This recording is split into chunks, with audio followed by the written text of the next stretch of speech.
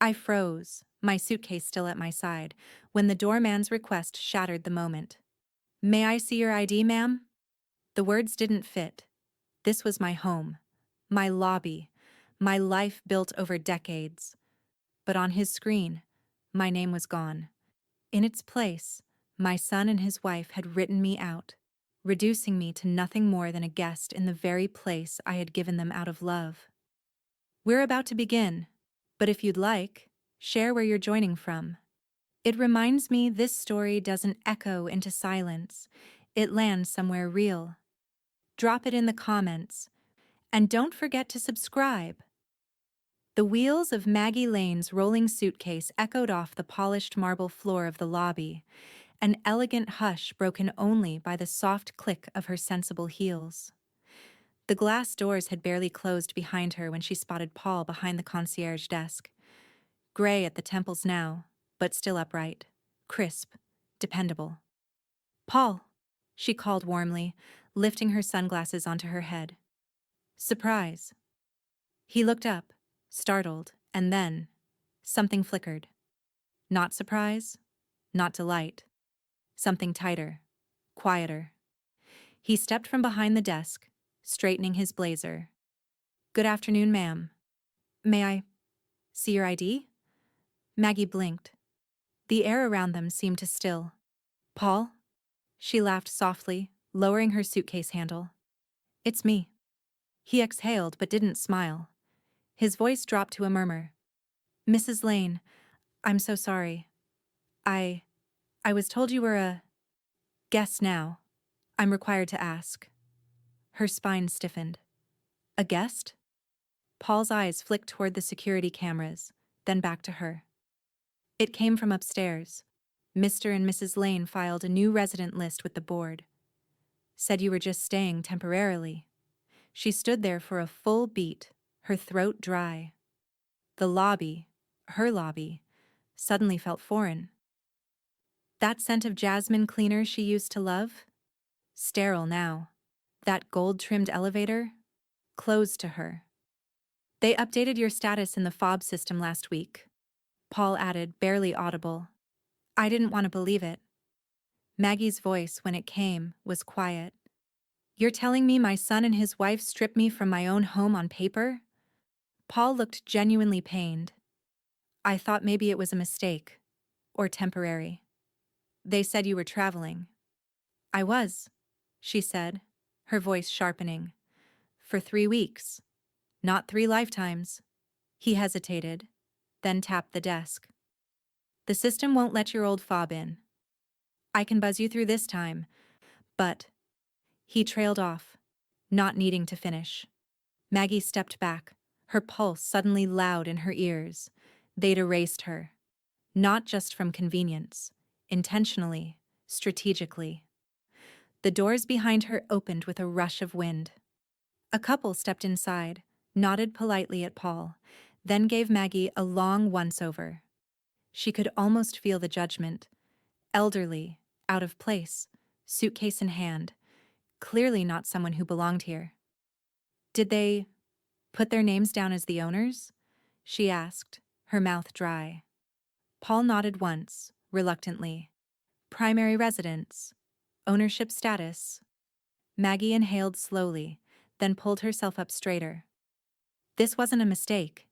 It was a maneuver. She turned toward the gold-plated elevator doors, watching her reflection in them. The hard line of her jaw, the pressed lines on her shirt from the long train ride, her age betraying nothing of her clarity. Behind her, Paul's voice came low. "I shouldn't say this, but it didn't feel right. It still doesn't." "No," Maggie murmured. "It doesn't." She turned back to him, her tone crisp, clear, as if every word were etched in glass. "Do you still have a printout of the resident list?" He hesitated, then nodded. "Yes, in the back office." "I'll wait." Paul disappeared down the hall, leaving her alone in the lobby she once knew like a second skin. Maggie stared at the front desk, at the flowers that Tara insisted on changing weekly. Cheap orchids now, flashy and fake. Everything superficial. everything performative. They'd claimed her walls. They forgot the foundation is mine. The elevator chimed open behind her, and out stepped Tara. Hair glossy, oversized sunglasses pushed back like a headband, phone pressed to her cheek. She stopped mid-sentence when she saw Maggie. Their eyes locked. Tara didn't smile. Neither did Maggie. The air between them dropped 10 degrees. Paul returned, holding a thin sheet of paper. Maggie took it without a word, her eyes scanning the columns. Resident 1, Ryan Lane. Resident 2, Tara Lane. Status, owners. Guest, Margaret Lane.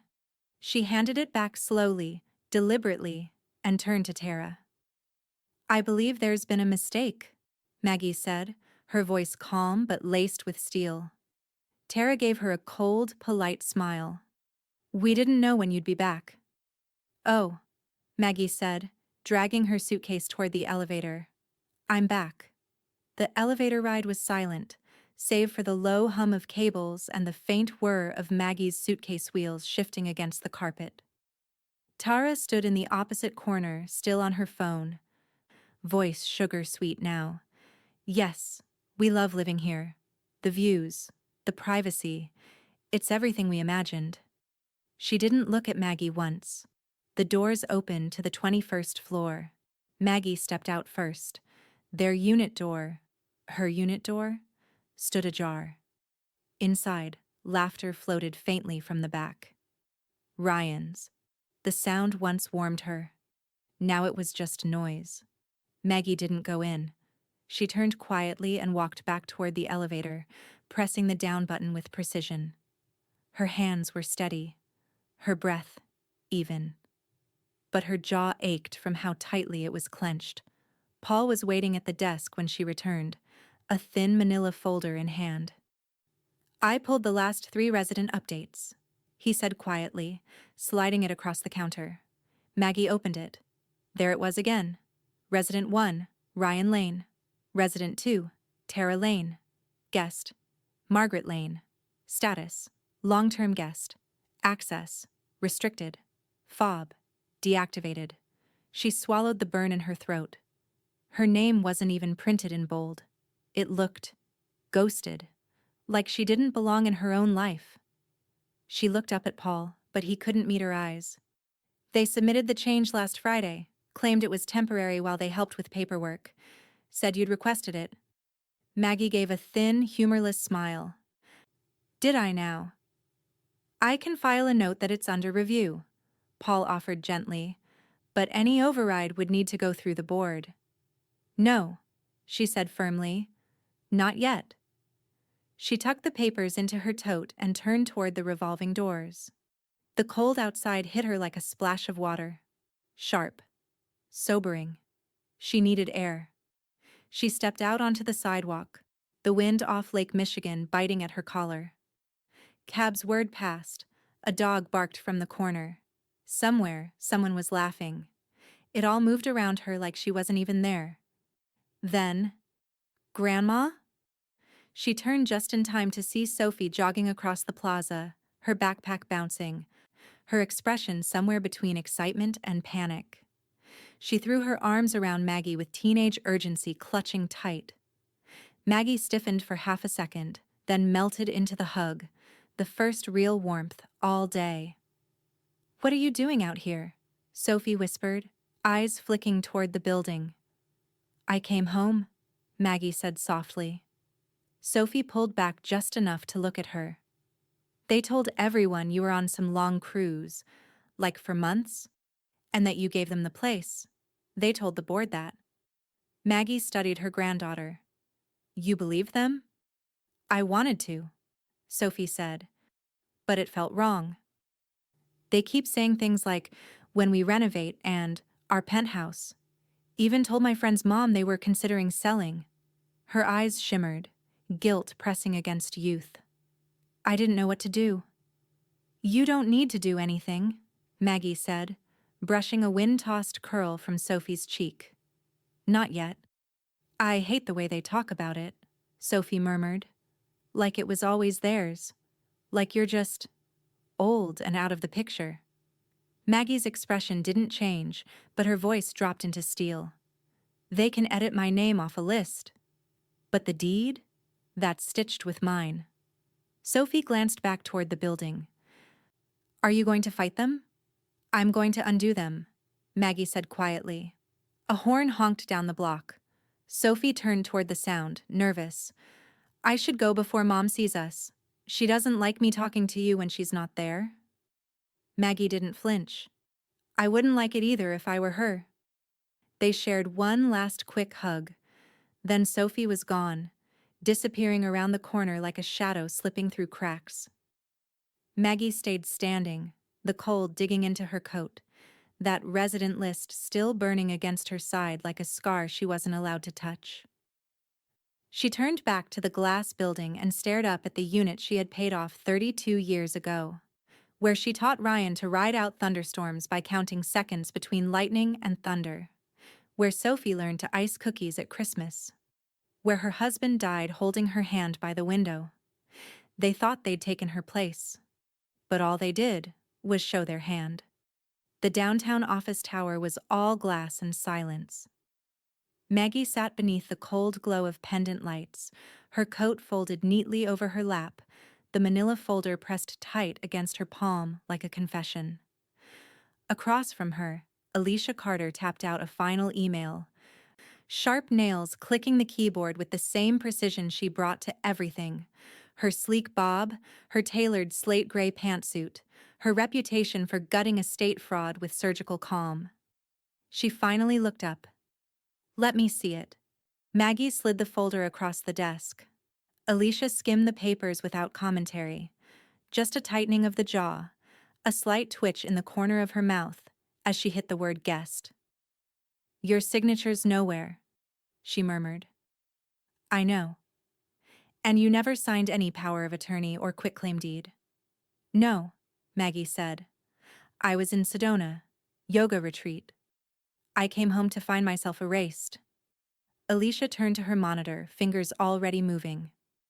Good. If your name is still on the original deed, we have leverage.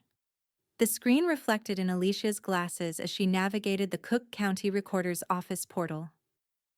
Maggie watched her with a stillness that came from years of navigating numbers and risk, first in finance, now in betrayal. There was a click, then a pause. Alicia leaned forward. There it is, she said, eyes narrowing. The deed's still in your name. No legal transfer, no recorded sale. Maggie let out a breath she hadn't realized she was holding. But Alicia tilted the screen toward her. There was an access change form submitted to the condo board last week. Digital signature. Yours. Allegedly. Maggie leaned in. The signature looked like hers, but the tail of the G in Lane swooped in a way she hadn't written it since 1994. That's not mine. Alicia's mouth pressed into a line. I believe you, but now we need to prove it. She reached for a legal pad. We're looking at falsification of records, unauthorized access changes, potential identity fraud. And if they tried to claim any of your assets, they haven't. Yet. But they will, Alicia said bluntly. People who rewrite history on paper don't stop at paper. Maggie looked out the window. The lake shimmered beyond the skyline, steel blue and restless. She could see the outline of her building in the distance, tiny from here, but full of echoes and history and theft. I want them out, Maggie said. We'll get there, Alicia replied, but you don't confront them directly. Not yet. Let them get comfortable thinking they've won. That's when people get careless. Maggie gave a single nod. Alicia leaned back in her chair. We'll need documentation, proof you've maintained ownership. Photos of the inside, any items they've claimed or changed. The more details, the better. There was a knock on the door. Alicia's assistant poked her head in. Someone's here for Mrs. Lane? They both turned. Sophie stepped inside. Hi, she said, shy but steady. Sorry. Grandma texted. Maggie smiled, her first real one all day. She's safe. Alicia gestured to a seat. You trust her? With everything. Sophie sat and opened her phone. They've changed furniture, put up new artwork. Mom had your crystal dish moved into storage without asking. And she's wearing your necklace. The diamond one. I have pictures. She slid the phone across the desk. Alicia scrolled through the images, her expression unreadable. Tara in the living room, drink in hand, hosting. Ryan with his feet on Maggie's ottoman. Framed photos swapped out. A new welcome mat reading, "The Lane Family Penthouse." They're branding it, Alicia murmured. Bold. Delusional, Maggie corrected. Alicia glanced up. This helps. Keep documenting. Quietly. Every room. Every object that isn't theirs. Sophie nodded. I'll act like I'm on TikTok or something. They won't notice. Maggie reached across the desk, placing her hand over Sophie's. Only if it's safe. I want to help, Sophie whispered. You shouldn't have to do this alone. The three of them sat in quiet understanding, a triangle of resolve in a world suddenly tilted. Alicia's office smelled faintly of bergamot tea and old law books. Outside, the sky had shifted to that smoky gray that comes before a storm, half shadow, half waiting. You're going to want to see this, Alicia said. She'd returned from the building's file archive with a thick envelope, legal-sized, security sealed. She peeled back the flap and slid out the contents with the same delicacy she might handle a loaded weapon. Ryan submitted these filings to the condo board 2 weeks ago, she said. Application to change the resident roster, accompanied by this. She passed Maggie the top document. Maggie held it gingerly. Power of attorney, typed clean across the heading. Her name was there, Margaret E. Lane, along with Ryan's, identified as authorized agent. A signature looped at the bottom, looser than hers, sloppy, trying too hard to match. That's not my signature, she said, her voice flat. I know, Alicia replied. A handwriting analyst will too. Maggie scanned the rest. Ryan had written a small note in his own chicken scratch at the margin. Mom wanted us to take over logistics as she transitions into long-term travel. Maggie's jaw tensed. Transitions? She echoed bitterly. Alicia placed another paper in front of her. This one bore the digital stamp of the condo board president, Harold Knox. He signed off without requesting a call or meeting, believed it on face value. Maggie gave a sharp, humorless exhale. Harold's been president for 15 years, should have retired 10 ago. He prefers avoiding conflict over investigating anything. Perfect storm, Alicia muttered, apathy and audacity.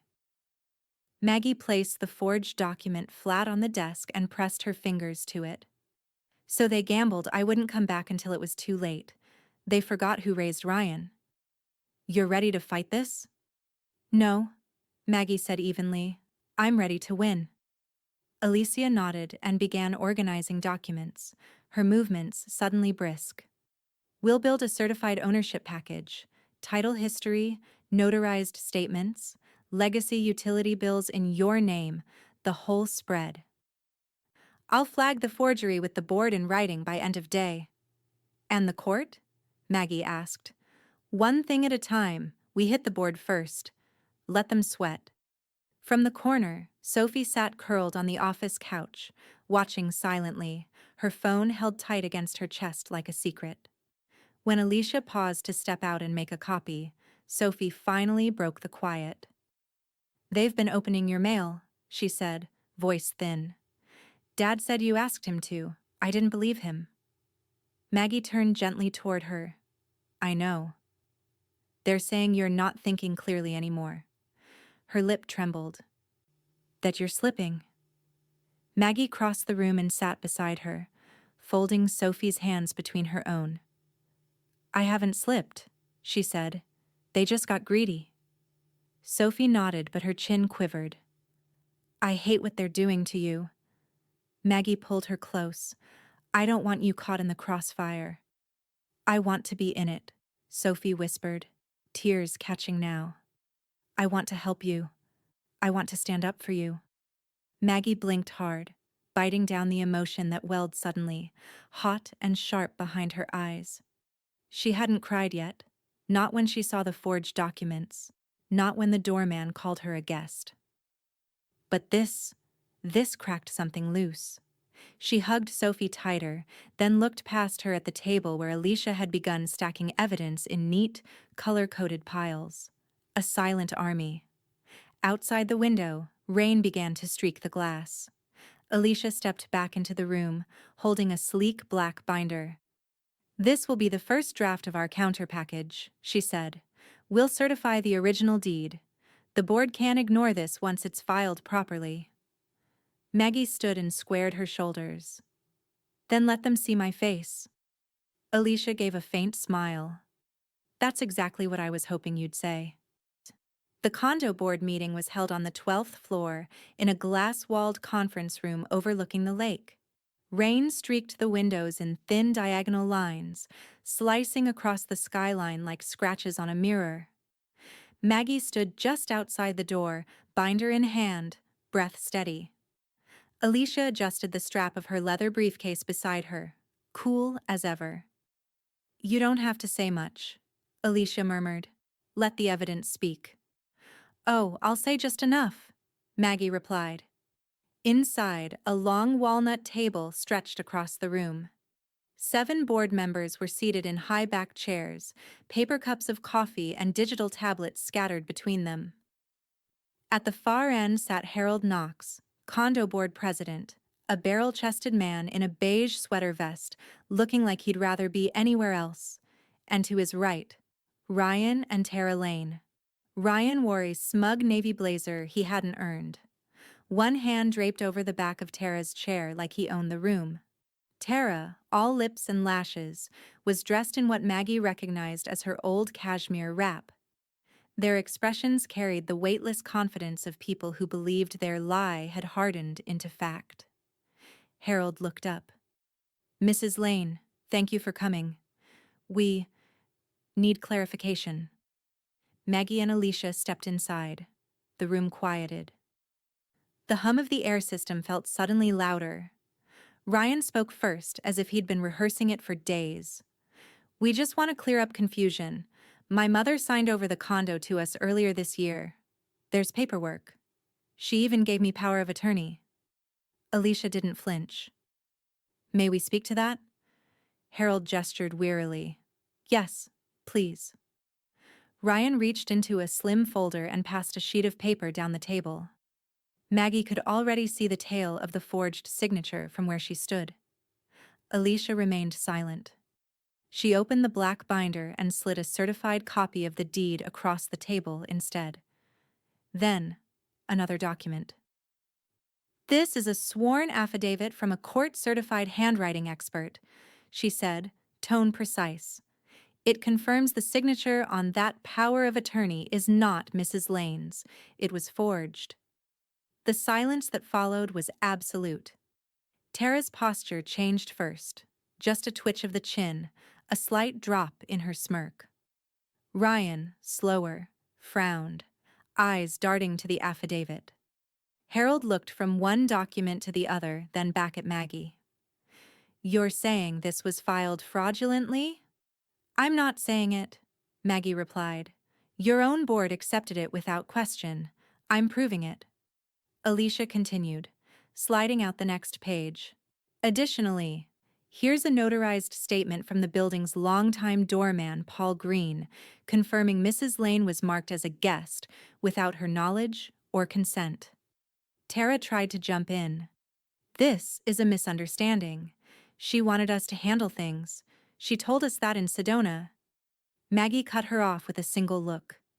Calm, precise, cold as the lake outside. I never gave you anything, she said. Not the condo, not authority, and certainly not permission to erase me from my own home. Alicia leaned forward. We will be filing criminal complaints if the board does not take this seriously. forgery, fraud, identity manipulation. At minimum, a formal retraction and reinstatement of residency status must be immediate. Harold looked as if he'd aged 10 years in 10 minutes. The other board members glanced at one another, some with narrowed eyes, others outright stunned. One of them, Ms. Coughlin, Maggie recalled, spoke up. "I'd like to move this into closed session." "No," Maggie said. "Let them stay. Let them hear what my son did." Tara hissed under her breath. "This is ridiculous." Maggie met her gaze and held it. "No, this is exposure." No one spoke for a moment. Not Ryan, not Tara, not Harold. Just the rain ticking harder against the glass. Nature's applause. Harold finally cleared his throat. "We'll need to review this further. But I will say, it does not look good." Ryan leaned forward. "She's confused. You know how things can be at her age." Maggie didn't blink. She simply slid a final document across the table, her medical clearance from just last month. Full cognitive evaluation, spotless. The room was still again. Harold leaned back, exhaling. "We'll have to reconvene in 48 hours with a formal decision." Ryan's face had drained of color by the time the meeting ended. He lingered at the edge of the conference table, shoulders hunched, jaw clenched like a man who'd just been exposed but hadn't yet found someone else to blame. Tara, on the other hand, burned hot. The moment the board members began to rise from their chairs, she snapped. "This is a witch hunt," she barked at Harold. "You let her humiliate us in front of the board like this?" Harold didn't meet her eyes. He busied himself with his tablet, lips a thin, sealed line. "You—" she started again, pointing toward Maggie. "You've always had a flair for drama." Maggie didn't answer. She simply zipped the black binder shut with one crisp motion, the sound slicing through the room louder than any reply. Harold cleared his throat. "Until the next session, Mr. and Mrs. Lane, you'll need to provide notarized copies of all documents you've claimed, including the original power of attorney, within 48 hours. If you don't, the board will have no choice but to honor Mrs. Lane's current ownership status exclusively." Ryan looked like he might protest, but he didn't. Instead, he nodded stiffly, not at Harold, but at the floor. Maggie stood. "I trust someone will escort me out properly this time," she said, eyes briefly flicking toward Paul, who had appeared silently in the doorway like a ghost in uniform. "Yes, ma'am," Paul said, voice steady.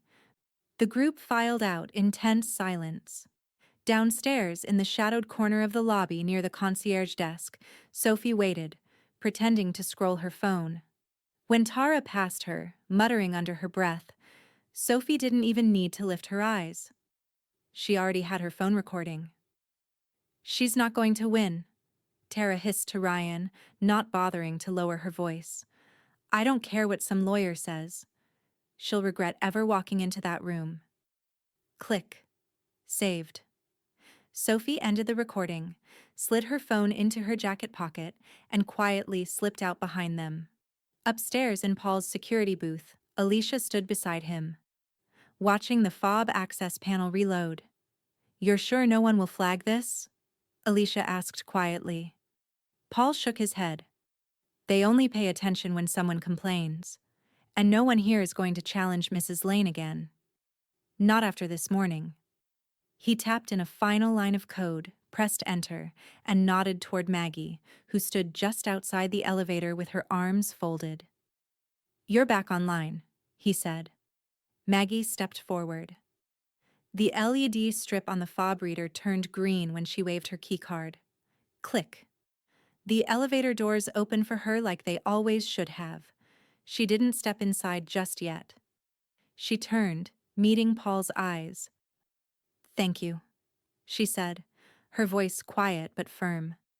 Paul gave her a respectful nod. "Welcome back, Mrs. Lane." Alicia placed a hand on her shoulder. "We'll file the restraining order this afternoon. Emergency basis. That recorded threat helps." Maggie gave a single approving nod, her gaze hard as frost. She reached into her coat pocket and pulled out a folded piece of paper, her name, still labeled guest, faint and grayed from being touched too many times. She held it for a moment. Then, without a word, she dropped it in the trash can beside Paul's desk. No more symbols of theft, only progress. The elevator chimed. She stepped in, turned to face the lobby, and let the doors close without a glance back. The condo was still when Maggie stepped inside, the kind of stillness that wasn't peace, but absence. The air smelled different, faintly synthetic, citrus sweet. Tara's diffuser again. She ignored it. Her shoes made no sound against the hardwood. She walked with purpose, straight past the kitchen, past the glass vases filled with fake hydrangeas that hadn't been there before, and down the hallway toward the guest bedroom. Her old office? The closet had been rearranged, her files stacked in boxes, pushed aside like unwanted junk mail. Framed photos of her husband and Sophie, replaced with minimalist prints of abstract trees and geometric shapes. But the bookshelf was untouched. She ran her fingers along the middle shelf until she found it, a first edition Wuthering Heights. She slid it out, opened to the hollowed pages, and pressed the concealed button inside the spine. Click. The false wall behind the bottom cabinet released with a soft mechanical shift. A discreet black panel swung outward, revealing the safe. 6 digits. A code no one else would know. Her mother's birthday, backward. She punched it in, waited. The motorized lock disengaged with a soft click. Then, nothing. She stared. The safe was empty. Gone were the 2 velvet pouches holding her grandmother's pearls and diamond brooch. Gone was the envelope containing $35,000 in bearer bonds, gifted from her late husband. Gone was the baby bracelet Ryan had worn as an infant, the one she was saving for Sophie. Her breath caught, but she didn't gasp, didn't cry. She just stood there, staring at the hollow space. A single scrap of tissue paper was all that remained, folded neatly, like someone had tried to preserve the illusion of care even while taking everything. She reached in and touched it. Cold. The next morning, Sophie texted one word. Brunch. Maggie arrived 20 minutes later, her car idling discreetly across the street from the trendy bistro near the Gold Coast. She wore sunglasses, her coat collar turned up. From the passenger seat, she watched them, Ryan, Tara, and a couple of their performative friends, all sipping champagne and pretending nothing was crumbling beneath them. Tara tilted her head dramatically, laughing. Her wrist caught the sun just right. Maggie's jaw clenched. Around Tara's neck was her necklace, a slender platinum chain with a teardrop-cut diamond, flanked by sapphires.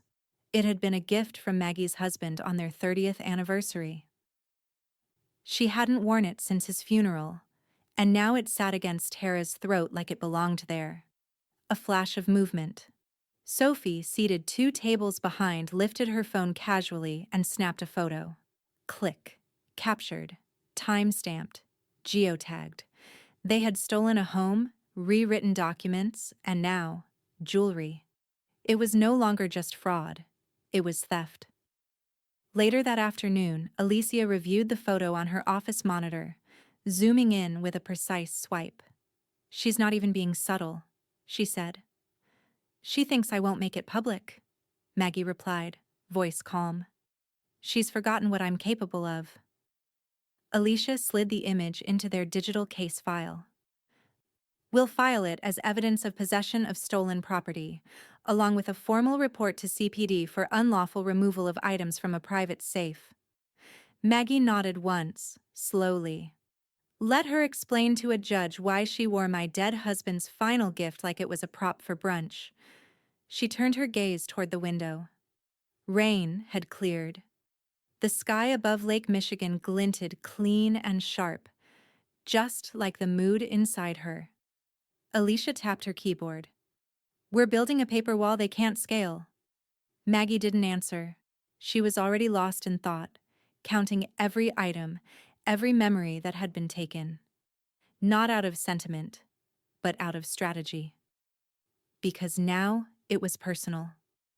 The email came at 3:17 a.m. Maggie sat upright in bed, the glow of her phone casting long shadows across the sheets. Her heart was already pounding, some instinct pulling her awake even before the notification chimed. Subject: unusual activity on your mortgage account. She didn't have a mortgage. Fingers trembling, she opened it. Dear Margaret Lane, a recent application was submitted to refinance the property at address redacted for privacy. Please confirm your identity to authorize or dispute this action. There was a phone number and a ticking countdown. Application pending verification, 21 hours remaining. She felt cold crawl into her spine. Ryan. It had to be. The condo had been paid off in full nearly a decade ago. There was no loan, no debt, nothing to refinance unless someone was trying to leverage it into their name. She opened her banking app. A secondary account, one she barely used, the kind tied to the property taxes, showed unusual activity. A $75 charge labeled document verification fee. She called Alicia. I'm awake, Alicia said on the second ring. What happened? Maggie forwarded the email. Seconds later, Alicia's voice changed from sleepy to sharp. He's trying to use your ownership status to take out a line of credit, probably hoping the paperwork shuffle buys him time to slip it through. Can he? Not if we're faster. By 9 a.m., Alicia had contacted the fraud department directly. They froze the refinance request, logged Maggie's identity verification, flagged the account. Maggie sat in Alicia's office, wrapped in her coat though the room wasn't cold, sipping coffee that had long gone bitter. Alicia leaned back from her monitor. It was him. He uploaded a PDF of the deed, doctored. And he forged your digital signature again. Sloppy. Same tale on the G. Maggie closed her eyes for a moment, breathing deep. He's trying to cash out your condo, Alicia said. Take the money and run. Where would he even go? Maggie asked. Somewhere with enough flash to fool himself into thinking it's victory. At 10:27 a.m., Tara posted a photo to her Instagram story. Alicia showed it to Maggie, holding her phone across the desk. The image. Tara holding a glass of white wine on their balcony, city lights twinkling behind her. The caption, New beginnings, new money, cheers to fresh starts. Blessed Chak manifesting. Maggie exhaled slowly. So they thought it worked. Let them keep thinking that, Alicia replied, already tagging the post in the case file. Entitlement makes people reckless. You'd be amazed what a court loves more than a paper trail, a bragging one. By Thursday, the whispers had started. A neighbor in the elevator glanced sideways at Maggie, then said, You're still living here? She smiled politely. Why wouldn't I be? He didn't answer. Later, Paul mentioned someone on the 18th floor asked if Maggie had moved to Arizona. I said no, he added. Said you were home. Word was getting around. Between the brunch photo, the forged documents, and now Tara's digital breadcrumb trail of luxury hashtags and staged champagne flutes, it was clear. They weren't just greedy. They were broadcasting it. Alicia called it narcissistic self-incrimination. Maggie just called it familiar. That evening, Maggie sat at her old desk in the condo, now cleared of fake succulence and overpriced minimalism, and printed out every screenshot, every post, every email. She stacked them neatly beside the case binder Alicia had built. Each page was another inch of rope they'd handed her. She wrote a note in the margin of one photo, where Tara had captioned her diamond necklace with polished heirloom moments. Maggie circled the word heirloom and added one word in ink, mine. Alicia's office looked different this time. It wasn't the decor. Same skyline view, same polished chrome fixtures, same scent of bergamot and ink. It was the air, denser now, expectant. On the conference table sat a thick black binder, spine labeled in gold foil. M. Lane, ownership dispute case file. It was heavier than it looked. Alicia flipped it open. Page after page of evidence. The certified deed. The forged signature comparisons. Notarized statements. Paul's account of the fob deactivation. Photos of Tara wearing the stolen necklace. Screenshots of Tara's champagne-fueled social media delusions. Transaction reports. The emergency restraining order filing. The pending CPD report. Everything was lined up like soldiers. Quiet, disciplined, but lethal. Maggie sat in the corner of the room, hands folded in her lap. Not shaking, but close. "I need you prepared for their performance," Alicia said, not looking up. "They'll go full martyr. Confused elderly parent, family misunderstanding. All of it." "I'm not confused," Maggie said quietly. "I'm insulted." "Good. Stay that way. Anger's messy in court. But insult?" Alicia finally looked up, eyes sharp. "Insult reads clean." The printer across the room kicked on. More pages, more weight added to the pile. The law wasn't fast, Maggie had learned, but it was cumulative, like water. Slow, relentless, patient. Until the dam breaks. That afternoon, Sophie arrived, her backpack already unzipped, documents spilling out like confetti. "I printed everything," she said, "even the text messages." Maggie raised an eyebrow. "What messages?" Sophie pulled out her phone. "Dad texted me 2 weeks ago. Don't tell Grandma we're updating her info. She'll just get emotional about it." Alicia's head tilted. "He put that in writing?" Sophie nodded. "He also said you were better off without the responsibility, and that I should get used to change." Maggie exhaled, somewhere between a laugh and a scoff. "Well, he certainly changed." Sophie lowered her voice. "I want to testify." Maggie's hand froze mid-turn of a binder page. "I know I'm young," Sophie said quickly, "but I live there. I saw what they did. I saw them delete your name from the mailbox label. I watched them tell guests it was their property. I have notes. I kept receipts." "Literally." Maggie looked to Alicia. "She's 18, Alicia said. "Adult. Legal testimony holds." Maggie studied Sophie's face, so like her father's when he was young and yet not. Braver, sharper. "Then we do it," Maggie said softly. Later, in the condo lobby, Paul stood behind the concierge desk, skimming the court prep paperwork Maggie handed him. "I'll testify," he said, flipping the pages. "They told me directly. Mark you as guest. Said you were relocating permanently." "Did you believe them?" Maggie asked. He didn't answer right away. "I believed you deserved to come home and find out yourself," he finally said. "But I also knew they were lying." She nodded once. "That's all I need." He tapped the edge of the document. "You've got this, Mrs. Lane." She gave him a small smile. "I know." Back upstairs, Maggie sat in her living room. Her real living room now. The diffuser was gone. The fake flowers, boxed and donated. Her husband's reading lamp glowed beside her, quiet and soft. She opened the evidence binder and started from the beginning. Every photo, every affidavit, every lie documented. The weight of it was oddly calming, not because it was done, but because it was hers. Courtroom 5C smelled like old wood and tension. Maggie sat beside Alicia at the plaintiff's table, her hands folded, spine straight, binder closed in front of her like a sacred text. Sophie sat in the gallery behind them, notebook in hand, expression fierce and unreadable. Paul was seated beside her in a dark blazer that didn't quite fit his frame, but his posture made up for it. Shoulders back, head held high.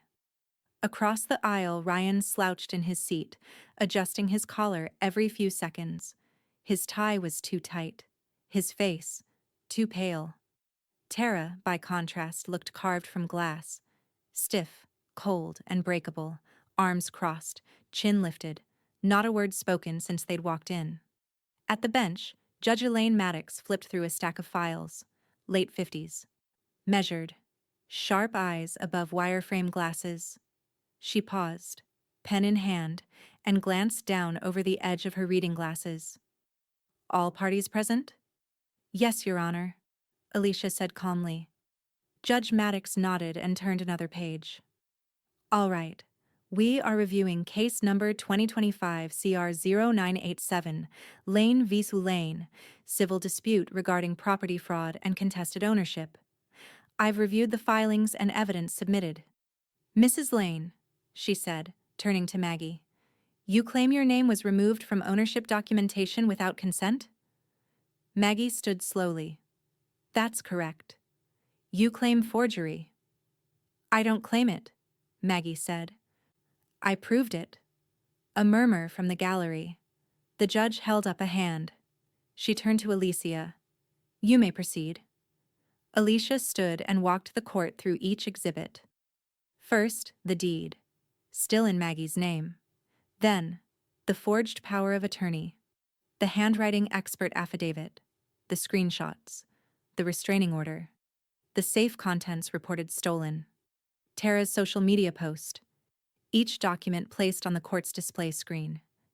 Each time Maggie stayed still, quiet, like a glacier, slow, steady, undeniable. Alicia rested her hand lightly on the final page. And we have 3 willing witnesses prepared to testify: Mrs. Lane's granddaughter, her building's doorman, and myself, regarding procedural irregularities and digital manipulation. Judge Maddox nodded. Duly noted. She turned to the defense table. Mr. Lane, do you have any rebuttal? Ryan stood, then sat again, then stood. Your Honor, my mother. She doesn't really understand how these things work. She told us to take care of it. She said she was stepping back from the condo. We didn't forge anything. You're saying she authorized all this verbally? Judge Maddox asked, eyebrow arched. Ryan looked around the room like he'd left his answer somewhere. Well, yeah. I mean, not formally, but it was understood. She's getting older. Sophie flinched in the gallery. Maggie didn't even blink. Tara didn't speak. Judge Maddox turned a page. Mr. Lane, the handwriting analysis confirms this signature is not your mother's. And your financial attempt to refinance a property you do not legally own? That's more than a misunderstanding. Alicia sat back with one smooth motion. Maggie remained perfectly still. Judge Maddox tapped her pen twice on the edge of the bench. In light of the deed remaining solely in Mrs. Lane's name, the confirmed forgery, and the unsupported claim of verbal transfer of authority, this court recognizes Margaret Lane as the sole legal owner of the property in question. Ryan's shoulders dropped.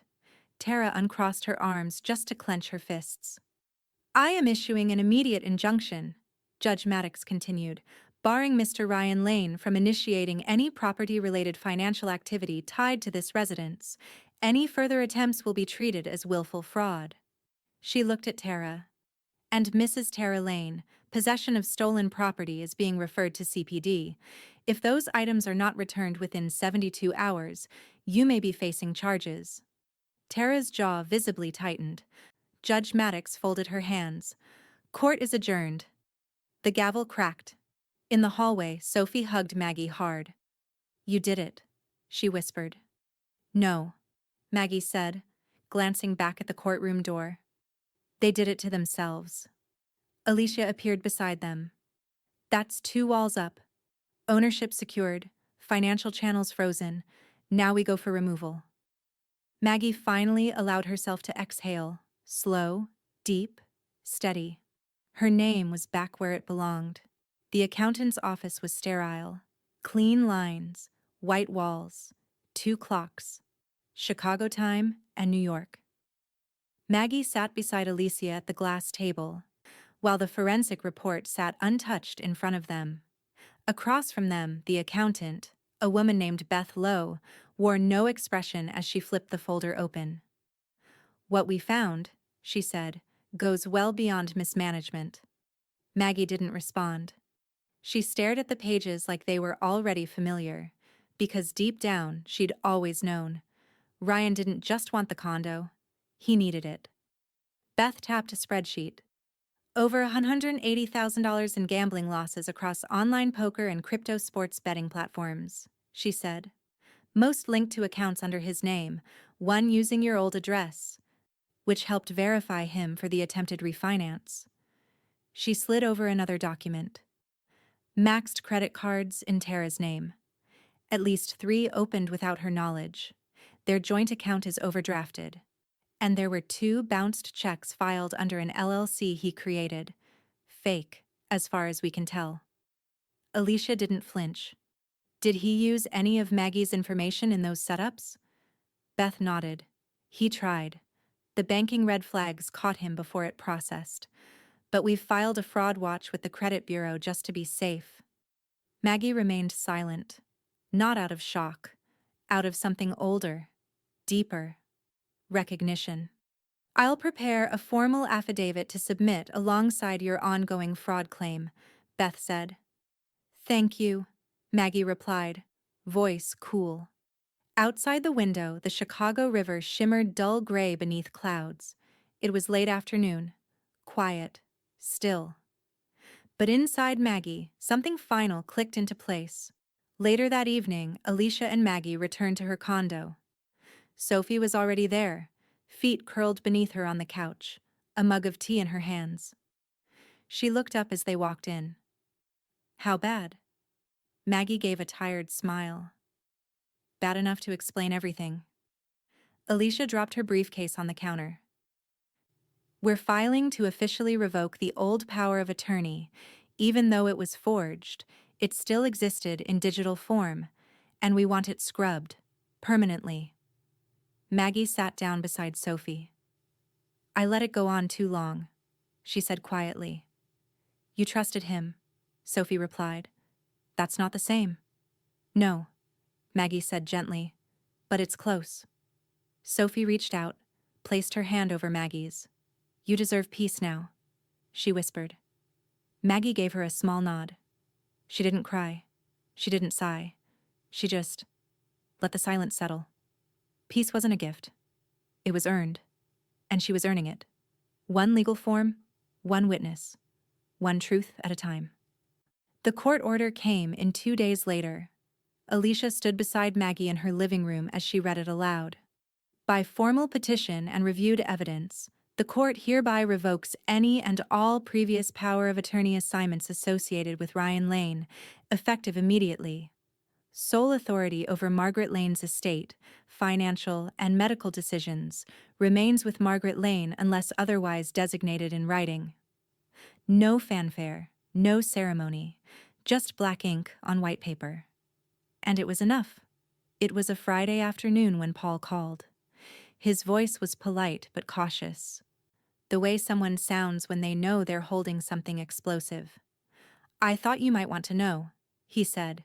"Your daughter-in-law just signed in a group of people claiming to be buyers. She's showing them your unit as a private sale." Maggie didn't ask for details. She simply closed the binder on her kitchen table, retrieved her coat from the hook by the door, and took the elevator down. The doorman didn't make eye contact as she passed. By the time Maggie stepped off on the 21st floor, she could already hear it. Tara's laugh, bright and performative, followed by the low murmur of interested voices. She moved toward the open front door of her condo, the same door Tara had once tried to bar her from. Now it stood wide open again, like a stage set awaiting a lead. Inside, the lighting had been adjusted for effect. Warm bulbs glowed from every fixture. Music hummed faintly in the background, just upscale enough to suggest affluence, but not so distinct as to be memorable. There was a spread of sparkling water and finger sandwiches laid out on a tray she didn't recognize. A printed sign on the counter read, "Private showing, Lane property, serious offers only." And there, in the center of it all, was Tara. She stood near the balcony, gesturing with the ease of someone who had done this more than once. Her hair was curled, her makeup immaculate, and her voice had taken on that syrupy, poised cadence reserved for people who think charm can smooth over theft. "We've absolutely loved living here," Tara said to a couple admiring the fireplace. "It's been in the family for years, and we've kept it in excellent condition. The deed transfer is already being processed, so this is a perfect opportunity to jump ahead of the listings." Maggie stepped through the doorway. She didn't announce herself. She simply entered, one step at a time, until she was fully inside the room, standing just behind the prospective buyers. It wasn't until Tara turned to adjust a curtain that she saw her. There was no hiding the flinch. Maggie didn't raise her voice. She didn't need to. "I'd like to speak with the people viewing my home," she said clearly. The couple turned, confused. "I'm sorry. Your home?" Maggie nodded, slowly and deliberately. "Yes, my name is Margaret Lane. I am the sole legal owner of this property, and I'd be very interested in knowing why someone is trying to sell it while under an active restraining order and without a license." Tara's face had lost all its color. She tried to recover, gesturing vaguely at the couple. "This is just a misunderstanding," she said quickly. "We're facilitating the sale on behalf of the family. Maggie's just not well today."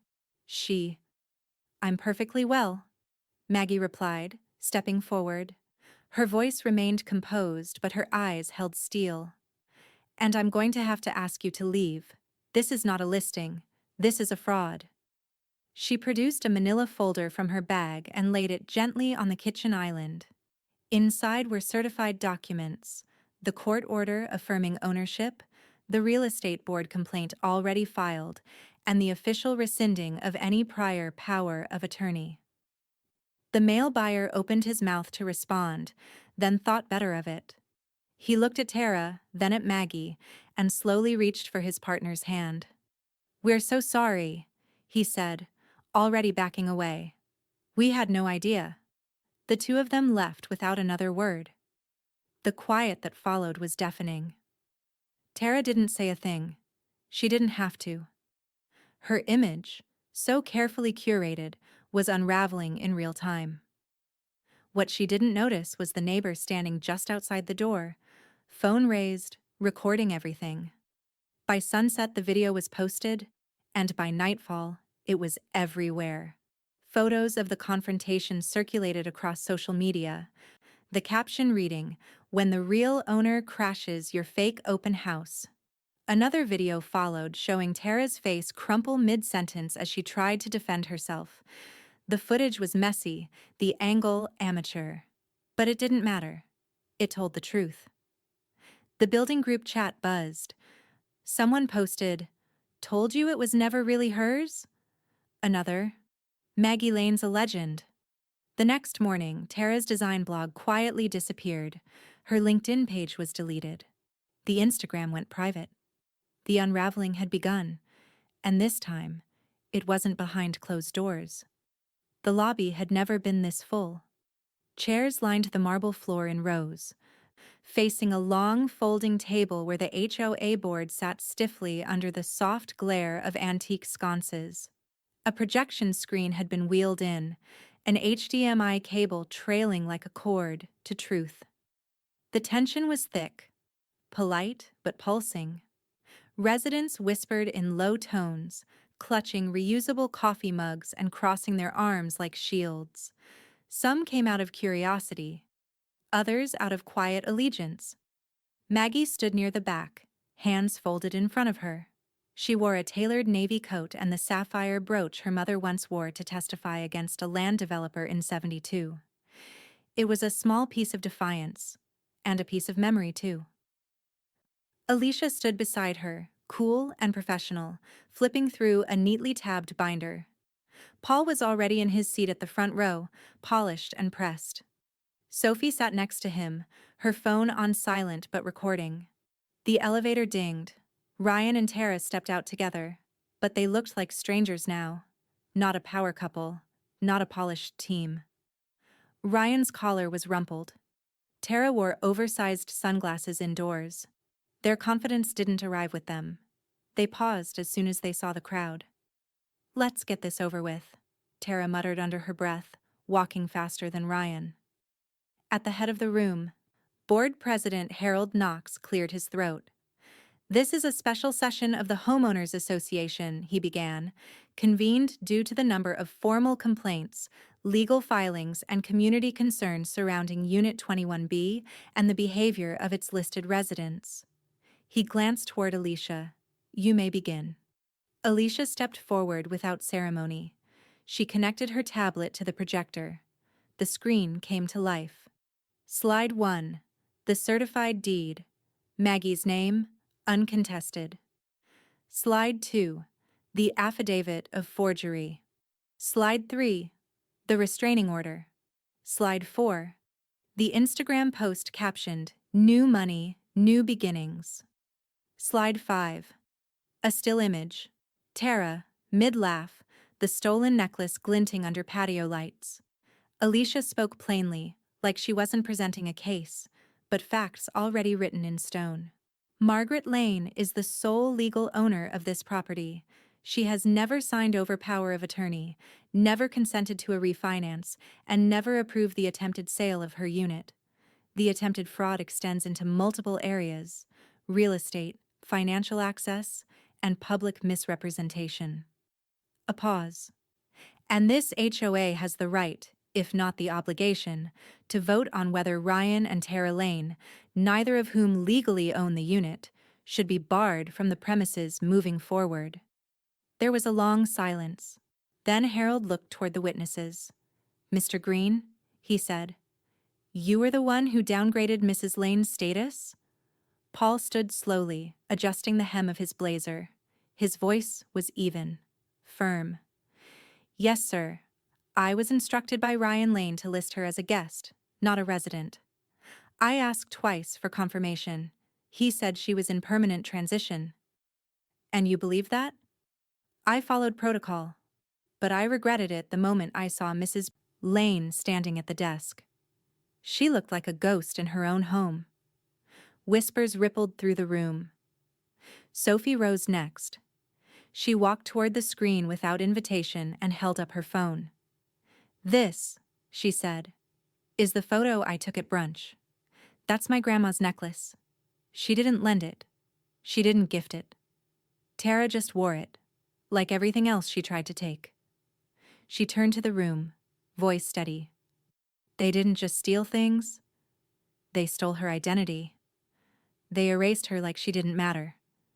But she's the one who built this home, not them." A hush fell again. Then Harold stood.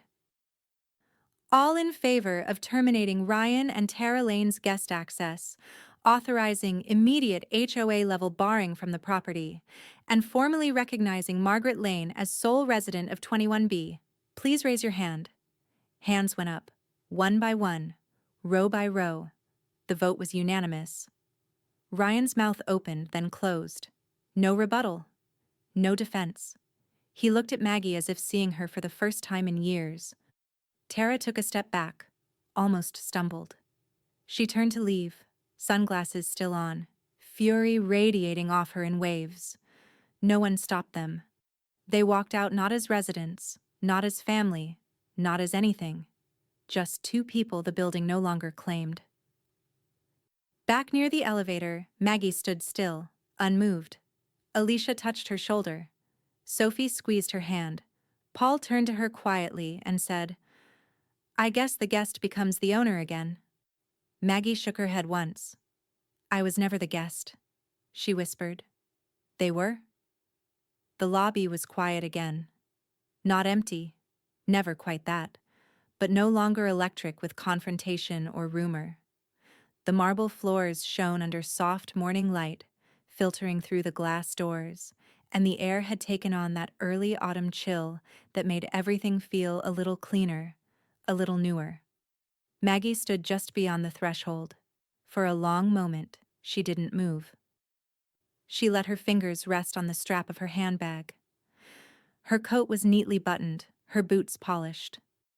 Nothing extravagant, just elegant in the way stillness can be. She exhaled, not heavily, just enough to clear space. Then she stepped forward. The doors opened before her with a smooth whisper. Not dramatic, just expected. This time, no one stopped her. Paul looked up from behind the concierge desk. He stood as soon as he saw her, folding the newspaper in his hand with care and placing it to the side. His smile came slowly, but it reached all the way to his eyes. "Welcome home, Mrs. Lane," he said. She smiled back. "Thank you, Paul." She reached into her coat pocket and drew out a small cream-colored envelope. It was sealed, hand-addressed in ink. To Paul, with gratitude. He accepted it gently, as if it weighed more than paper should. "You didn't have to," he said. "I know," Maggie replied. "But I wanted to."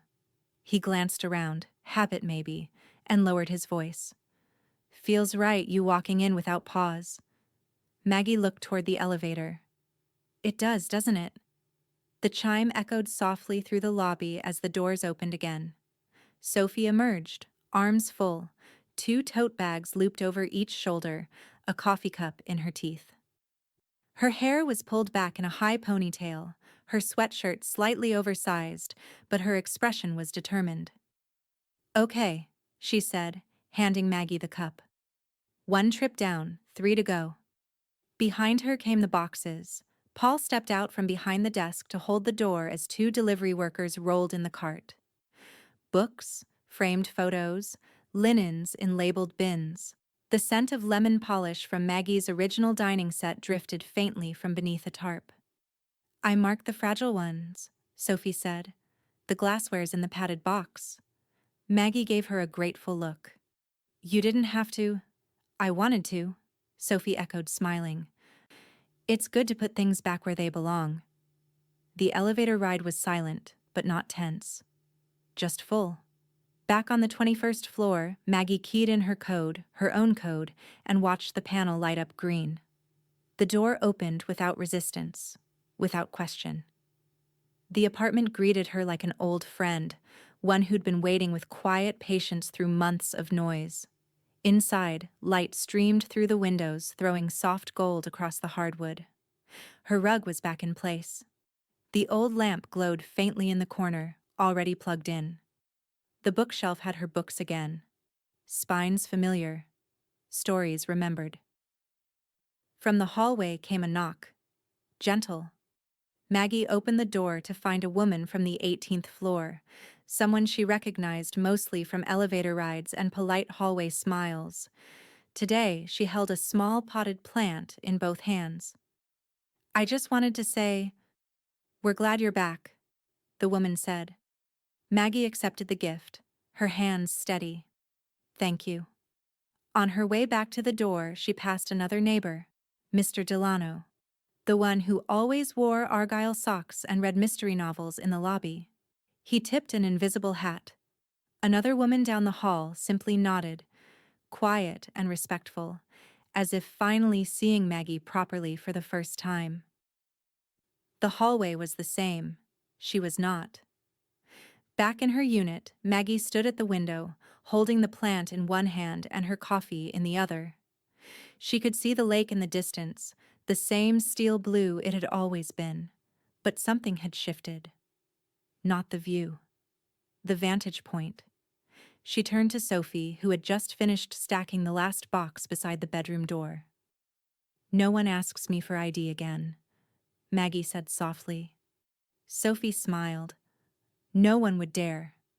And Maggie, standing in her home, surrounded by what had been stolen and returned, what had been broken and made whole, whispered what she now knew with certainty.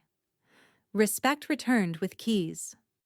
The paperwork was simpler than Maggie expected. Alicia had prepared every form, every signature flag, every line of language down to the comma. It sat in a sleek black folder on Maggie's dining table, her dining table, waiting for one final signature.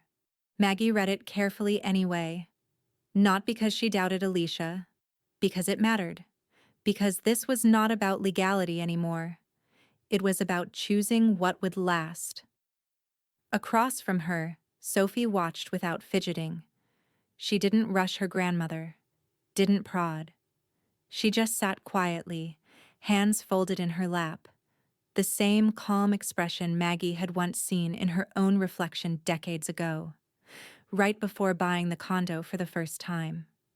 "It's called a living trust," Alicia explained gently, "but what it really is control. You retain everything now, and when the time comes, it passes directly to Sophie. No confusion. No court." Maggie picked up the pen. She paused just for a moment, as if listening to the walls breathe. Then she signed. There was no ceremony, no notary trumpet, no flash of triumph. Just ink on paper, and peace. That evening they celebrated, not with a party or noise, but with intention. Maggie ordered dinner from the Italian place on Oak Street, the one she and her late husband used to go to for anniversaries. Sophie poured 2 glasses of sparkling apple juice. Alicia declined politely but stayed long enough to toast. "To the return," Alicia said, raising her glass. "To the future," Sophie added. Maggie lifted her own and simply said, "To both." They ate by the window, the skyline stretching out before them like a slow exhale. Lights blinked in quiet rhythm along the lakefront, and somewhere in the distance, a saxophone played from a balcony too far to see. Later, Alicia packed up her briefcase and hugged Maggie tightly at the door. "You did more than win," she said. "You changed the narrative." Maggie smiled. "It was always my story. I just finally got the pen back." Downstairs, Paul saw Alicia out. As she passed through the lobby, he turned to the security desk and caught Maggie's eye through the glass. He raised his hand in a slow, proud wave. She returned it. She and Sophie stood side by side now, no longer strategist and sidekick, but partners, protectors, heirs to more than property. "You're sure you're ready?" Maggie asked softly. Sophie nodded. "I watched everything they tried to take from you. I won't let it happen again." "I don't want this to weigh on you." "It doesn't," Sophie said. "It grounds me." She looked around the condo, not with longing, but with understanding. "I'll protect it like you did." Maggie studied her, heart aching in the gentlest way. She reached out, tucking a strand of hair behind Sophie's ear. "You'll do better." They stood in silence for a while, just watching the lake flicker beneath the evening stars.